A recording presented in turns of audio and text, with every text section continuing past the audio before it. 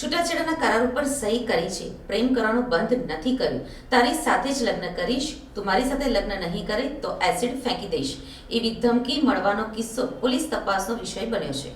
કતારગામમાં રહેતી અને કાપડના વ્યવસાય સાથે સંકળાયેલી 25 વર્ષીય યુવતી સુમુલ ટીરી રોડ ઉપર રહેતા ગૌરવ જગદીશભાઈ પાટીલ સાથે 2022માં ઇન્સ્ટાગ્રામથી પરિચયમાં આવી હતી.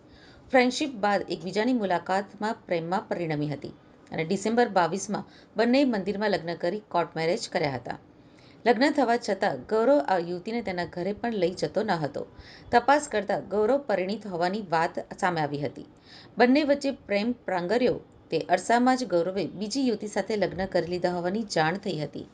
નશાની લતમાં સપડાયેલા ગૌરવને વ્યસન મુક્તિ કેન્દ્રમાં દાખલ કરાયો ત્યારે તેના પરિજનો આ યુવતીના ઘરે આવી હંગામો કરતા યુવતીએ જુલાઈ મહિનામાં નોટરી રૂબરૂ છૂટાછેડાના કરાર કરી આપ્યા હતા.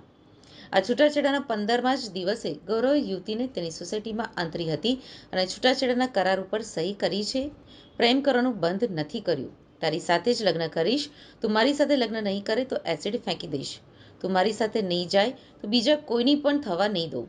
આવી ધમકી મળ્યા બાદ યુવતી શનિવારે કતારગામ પોલીસ મથકે પહોંચતા પોલીસે 29 વર્ષીય આરોપીની ધરપકડ કરી આગળની કાર્યવાહી હાથ ધરી છે.